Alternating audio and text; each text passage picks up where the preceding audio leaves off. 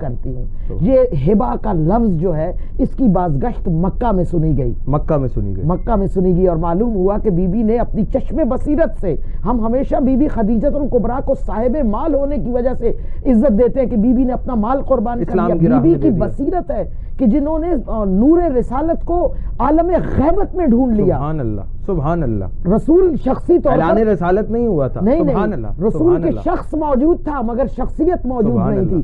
جس شہزادی نے اپنی چشم بصیرت سے رسالت کے نور کو اس سے اعلان رسالت سے قبل پہچانا، انہوں نے اپنا تمام مال رسول کی خدمت، لفظ ہبہ ہے جو ورقہ بن نوفل کا اعلان ہے جو تاریخ کی کتابوں سے ملے گا، ہبہ کر رہی ہیں یعنی ہدیہ پیش کر رہی ہیں. یہ ہبہ کی تاریخ چلتی ہے آگے، اور اس کے بعد مختلف اہل سنت کی کتابوں میں وَآتِ ذَا الْقُرْبَى حَقَّهُ کی آیت جب اتری کہ اپنے قربا کو اب ان کا حق لوٹا دیجئے. اللہ اکبر. گویا وہ ہبہ خدیجہ نے پہل خدیجہ کی طرف سے ہے. سبحان اللہ. اور یہ جو آپ کہتے ہیں کہ فدق رسول نے شہزادی کو دیا، آقا تو وسیلہ بنے ہیں. سبحان اللہ. خدا نے وہ حق پلٹایا ہے خدیجہ کا زہرا کی طرف. اللہ اکبر. کہ اب وہ وقت آ گیا ہے اے رسول کہ ہم نے آپ کو اتنا غنی کر دیا ہے کہ آپ خدیجہ کا وہ حق جو اس نے خدا پر قربان کیا تھا، آج وہ حق اس کی بیٹی کو لوٹا دے. اور اہل سنت کی کتابوں میں موجود ہے، اور خود ہمارے ہاں اس کے فوراً بعد آقا نے فوراً ایسا ہی ہبہ نامہ سبحان اللہ پورے فخر اور افتخار کے ساتھ، جہاں خدا نے طاقت بخشی مصطفیٰ کو کہ خدیجہ کے ایثار کو پلٹائے، مولا نے ہبہ نامہ باقاعدہ خطی صورت میں ہماری کتابوں میں موجود ہے. میں ناظرین سے مخاطب ہوں کہ آپ احتجاج تبریسی کو مطالعہ کیجئے، اس میں پورا ہبہ نامہ درج ہے کہ میں محمد ابن عبداللہ ابن عبد المطلب، پورا مولا و آقا کے قلم. تبھی تو ہم گریہ کرتے ہیں کہ اس کی عزت نہیں کی گئی، لکھی ہوئی تحریر مصطفیٰ کی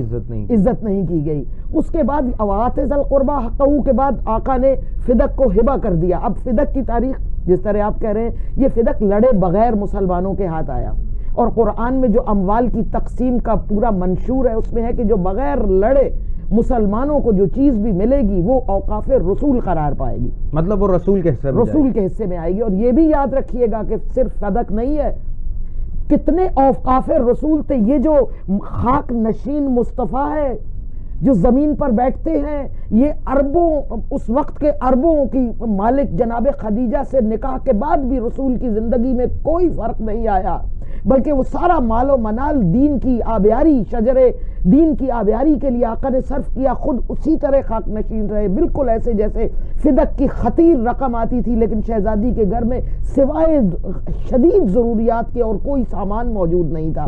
چادر بھی اتنی ضعیف ہے کہ یہودی کہتے ہیں میں اس چادر کی کیا قیمت دوں، گروی کیسے رکھوں، جب سلیمان کہتا ہے یہ چادر رسول کی بیٹی کی چادر ہے، اور وہ روتے ہوئے اس ضعیف چادر کو گروی رکھتا. ابھی سیرت میں آپ نے یہ بتایا جی.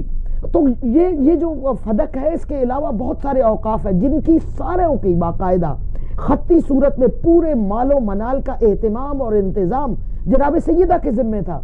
بحضور مدینہ کا ایک بازار ہے، وادی قرا کا 1/3 حصہ ہے، 6 خیبر کے قلعے ہیں، بے شمار اوقاف ہیں رسول کے جن کی پوری نظم و نسق، نہ صرف نظم و نسق نہیں، مالی اموال بھی بی بی وصول کرتی ہے. اور پھر وہ مال کہاں جاتا ہے؟ بی بی تو خود ضعیف چادر پہ وہ سارا مال و منال مدینہ کے فقیروں، اسیروں اور یسیروں میں تقسیم کر دیا جاتا ہے. یہی وجہ ہے کہ بی بی کے مال، خدیجہ کے مال نے رسالت کو طاقتور کیا.